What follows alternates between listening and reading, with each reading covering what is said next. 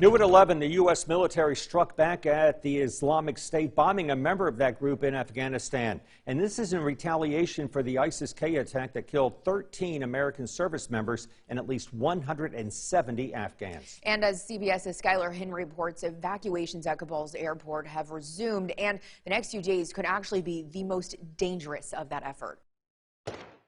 The day after the deadly attack on the Kabul airport, U.S. military forces conducted a counterterrorism operation against ISIS-K in the Nangarhar province of Afghanistan. Initial indications are the unmanned airstrike killed the target, an ISIS-K planner. On Friday, evacuation efforts at the airport pressed ahead, even with the threat of more bloodshed. The national security team the president met with this morning advised the president and vice president that another terror attack in Kabul is likely. White House Press Secretary Jen Psaki was asked how President Biden planned to follow up on his vow of retribution for Thursday's attack. I think he made clear yesterday that he does not want them to live on the earth anymore. ISIS-K claimed responsibility for the attack that killed 13 American service members and at least 170 Afghans.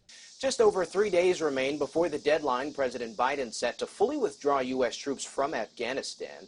He says he's standing by that deadline even as the evacuation continues. We've evacuated more than 12,000 additional people out of the airport in the last 24 hours. We will complete the mission. Meanwhile, the Pentagon says the U.S., not the Taliban, remains in control of the airport. They are not in charge of any of the gates, are not in charge of any of the airport operations. That is still under U.S. military control. 20-year-old Riley McCollum of Wyoming was one of the Marines killed in Thursday's bombing. He was just a baby nearly 2 decades ago during the September 11th attacks. Now McCollum's widow is due with their baby in just a few weeks. Skylar Henry, CBS News, the White House. The State Department says the U.S. will continue its humanitarian commitment to Afghan people and work to ensure money does not go through the central government now controlled by the Taliban.